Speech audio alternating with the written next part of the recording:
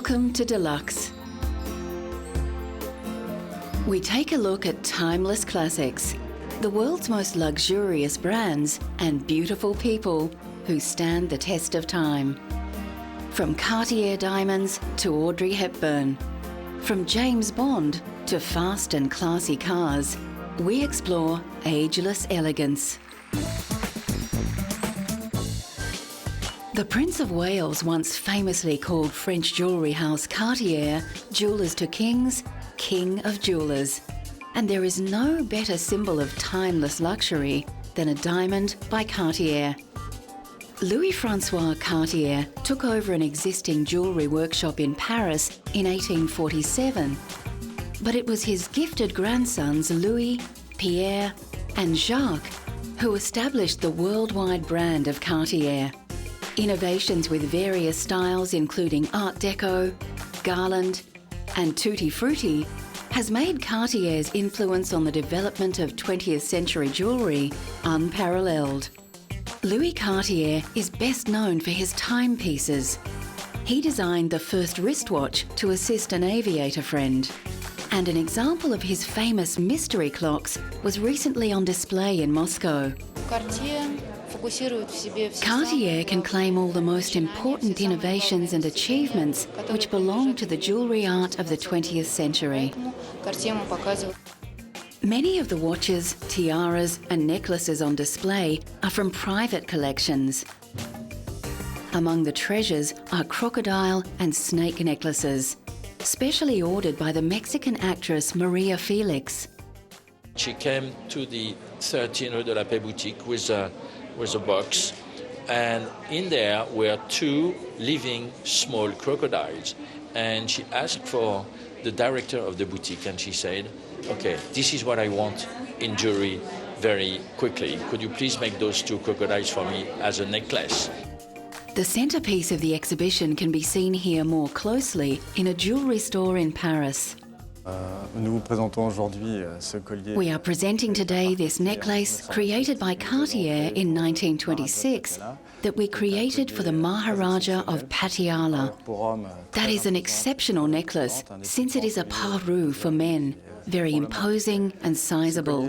It is probably one of the biggest jewellery necklaces that has ever been made. Many of the original 2,900 diamonds were missing when the necklace was found in 1998, and Cartier plans a full restoration. Modern diamonds were on display in Los Angeles recently when Cartier launched its annual Love Day celebration with a love charity bracelet designed by 9 chosen ambassadors. 10% of sales go to the partnered organisations, and actor Hilary Duff chose a charity that helps meet the nutritional needs of children. My bracelet is a deep plum colour, and my charity is called Blessings in a Backpack. And it's nice to be involved. Once the wartime rationing was lifted from Europe after the ravages of the Second World War, fashion houses bloomed into an age of elegance and opulence. This exhibition at London's Victoria and Albert Museum features over 100 gowns by Christian Dior, Christobel Balenciaga and Worth London, as well as many others. The exhibition concentrates on the so-called Golden Age of Couture between 1947 and 1957, when the combination of unrestrained style and craftsmanship turned these couturiers into world-famous names. I think the secret of Dior's success in the post-war period was that he was very familiar with the fashion industry. He'd worked for other major fashion houses before, Piaget and Lelong. So when he launched his new house in 1947, he knew exactly what he was doing. He was also very aware that everybody was fed up with wartime fashions, and so he created what Carmel Snow nicknamed the New Look. And this was a tremendously romantic look that appealed to women all over the world. There are several pieces on display by London-based couturiers such as Norman Hartnell and Hardy Amies. What was very interesting about London couture in the 1950s, as opposed to Parisian couture, was that the London designers focused on practical, wearable designs. tailoring was a great speciality. In fact, the tailors were so skilled in London that the Parisians sent their tailors over to see how it was done. 60 years after the launch of Dior's new look couture house, the market for haute couture is certainly much smaller. Still today, designers including British couturier John Galliano for Christian Dior continue to produce exquisitely detailed pieces, keeping the traditional skills of the couturier alive for a more modern clientele. Perhaps no one personifies elegance and timeless beauty more than the film star Audrey Hepburn. Born to an English father and a Dutch mother who was a former baroness, Hepburn has won Academy, Grammy, Emmy and Tony Awards for her stage and screen work. She also received the Presidential Medal of Freedom for her charity work. Hepburn is often considered to be one of the most beautiful women of all time. In the 1950s, she was not only one of the biggest film stars, but her elfin appearance and sense of chic was very influential in fashion at the time. Recently, the dress that Hepburn wore in one of her most famous roles as Holly Golightly in Breakfast at Tiffany's came up for auction. Hepburn said she found playing the eccentric Manhattan socialite hard, as she was an introvert and Holly Golightly an extrovert. The distinctive black dress perfectly suited the gamin figure of Hepburn and became a silhouette much admired and copied. It was made for her by Hubert de Givenchy. It's one of 3 known to still exist, and we're very, very, very lucky to have it. And it's being sold for charity, which is the City of Joy Aid, which helps orphans and the homeless in India. Hepburn died in 1993, but through the purchase of this special dress, admirers can buy a tiny piece of a legend. Coming up, timeless luxury on the runway in haute couture classics. Coco Chanel and Christian Dior are towering figures of 20th century fashion, and the timeless luxury that they created influenced all modern designers. One of the most glamorous women of her time, Chanel was born in a poorhouse. She opened her first shop in Paris in 1913 and became so influential, she was named in Time magazine's 100 most influential people of the 20th century. German designer Karl Lagerfeld has designed for Chanel since 1983, and his designs continue the pursuit of expensive simplicity that Coco began decades earlier. At his most recent show, Lagerfeld outlined his particular attitude to the design of luxury. Chanel tweed is all hand-woven on small looms and it's very, very expensive. But I like the idea to treat something that expensive like something inexpensive, like jeans, because I never use the word cheap, and to have an attitude with luxury as if luxury was not expensive. Lagerfeld's latest project has been to commission 20 leading contemporary artists to create works of art based on Chanel's iconic quilted handbag. The mobile art exhibition will tour for 2 years. Recently, Chanel Diamonds took centre stage in the Plaza Hotel in New York City, where celebrities, socialites and models gathered to celebrate the US debut of 20 one-of-a-kind diamond pieces from the Chanel archives. The black and white gala was held in homage to Chanel's signature colours, and Truman Capote's legendary black and white ball held in the same location in 1966. Christian Dior began a revolution in dress called the New Look, with luxurious arrangements of fabric that broke with the lean and boxy designs of post-World War II. Under family pressure to pursue a diplomatic career, Dior originally studied science, but he was always drawn to the arts and to fashion. As a student, he sold sketches on the streets of Paris to raise money. The timeless qualities of his beautiful designs were recently celebrated in an exhibition at Berlin's Culture Forum. 180 exhibits showcased the life work of Dior, who died tragically at age 52. Included in the exhibit was the famous black swan dress which German diva Marlene Dietrich once wore. Christian Dior was one of the early fashion designers who understood how to implement the total look, fashion as a whole. This means that he not only incorporated clothes into his haute couture for his collection, he also designed accessories and intensively dealt with fashion jewellery. John Galliano is the current head of design at Christian Dior. Born in Gibraltar and raised in London, Galliano has been at the Paris fashion house since 1996, and his theatricality and love of seduction has been famously successful for Dior. Here, his haute couture Paris show is faultless in its invocation of beauty, luxury and elegance. The reason why Christian Dior has so much success with Galliano after 10 years is because Galliano brings to the House of Dior his creativity, his modernity, and he respects the heritage of Mr. Dior.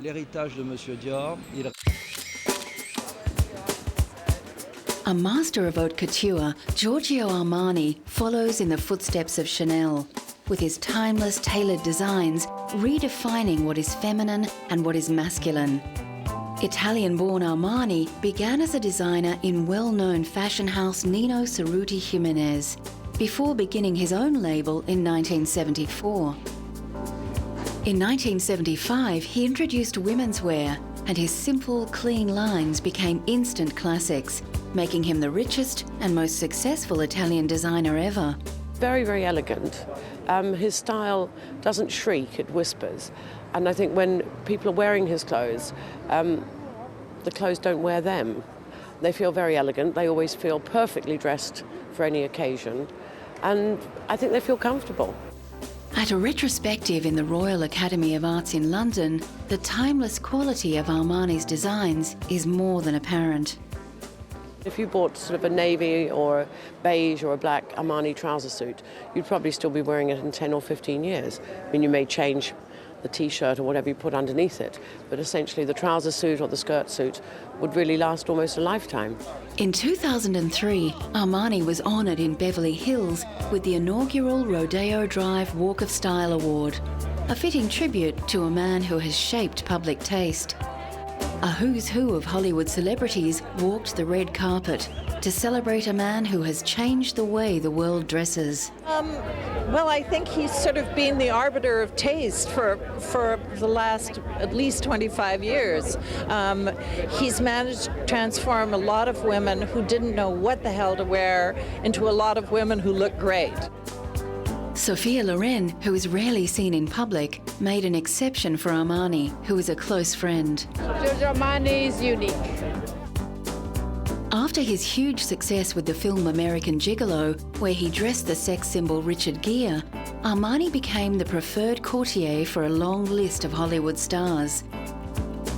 These include Jodie Foster, Michelle Pfeiffer, Julia Roberts, Robert De Niro, George Clooney, and Samuel L. Jackson, who remembers his first Armani purchase. I actually bought a sweater, and it was one of those feelings of success for me, you know, because I've been going by the store and kind of looking at stuff, and one day I finally was able to just walk in there and buy this sweater that I'd coveted for a while. And, you know, it was a feeling of having made it, you know, that I didn't feel bad about buying it, and I was overjoyed that I could afford it. And once I got home and put it on, you know, it was kind of like dancing around in the mirror, looking at myself in it and feeling, yes, I own Armani. Recently, Armani brought his uber chic to Japan, where he opened a high-rise flagship store in Tokyo. Armani's understated elegance and palette of blacks and beiges is expected to fit extremely well with typically restrained Japanese taste. The Hollywood stars that I think look cool usually are wearing Armani. So for me, it's a way to boost my self-image. Coming up, the man and the cars that exemplifies timeless luxury.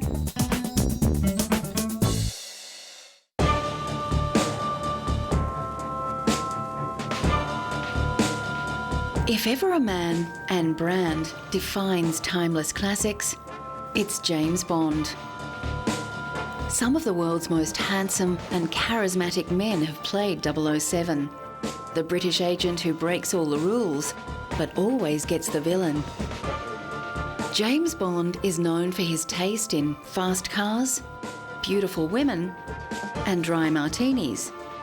Over 20 films have been made about his adventures, films that have earned an approximate $11 billion worldwide.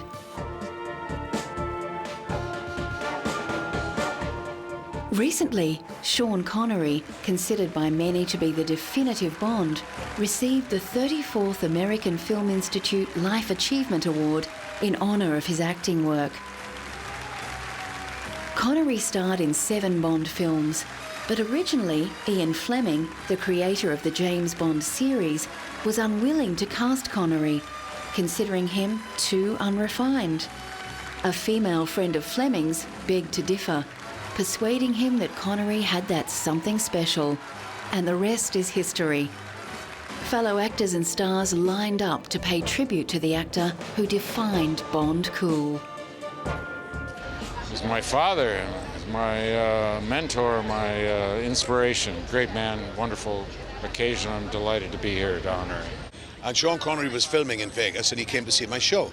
So he knocked the dressing room door and this bodyguard that I had, he looked up and he says, "Yes, Mr. Connery, what can I do for you?" You know what I mean? Like, but you know. So Sean went and lifted him up, my bodyguard, and just placed him over to the right, to the left, his left-hand side, and just walked in. The current James Bond is the British actor Daniel Craig. Craig is the 6th actor to play Bond, after Connery, George Lazenby, Roger Moore, Timothy Dalton, and most recently, Pierce Brosnan. Craig breaks the mould for James Bond because he's the first blonde, but his masculine charisma more than qualifies him for the part. Craig's first Bond film, Casino Royale, returns to the very first Ian Fleming book, which details how the secret agent became the ruthless James Bond. I can tell you about this movie, and I'm not going to compare it to any other Bond movie, but this is a new departure, and there is a lot of new things, but a lot of the Bond themes that are still in this. It has to be, because we're making a James Bond movie. But wait and see. Many men and women fantasise about a life filled with luxury and adventure, and an exhibition of 007 memorabilia assembled at London's Science Museum offers the public a chance to make that wish come just a little bit true. All the accoutrements of the Bond world are on display, including props, images, storyboards, costumes, and the famous Bond car, the Aston Martin Vanquish. It's your chance to become a secret agent for the day. You're given a swipe card, a little credit card thing, and you go around the exhibition finding out as much as you can about James Bond, the films, the phenomena. You're tested along the way, and then at the end of the exhibition you're rated as to whether you're going to make it into MI6 or not. Ian Fleming, the creator of James Bond, was no shy retiring writer. His adventure-filled life was on display recently at the British Imperial War Museum. Fleming drew on his own war experiences and his work as a travel writer and journalist to create the iconic secret agent. Ian was not a man of action. He'd have liked to have been one. In fact, he volunteered to go on a mission in the war, but Admiral Godfrey, his boss, wouldn't allow him to go because he was too valuable. But Bond did all the things that he couldn't do. The silver grey Aston Martin DB5 is the epitome of cool, partly because of its association with James Bond. Originally of British build and design, Aston Martins are a luxury performance car, first manufactured in the 1920s. The Aston Martin combination of timeless elegance and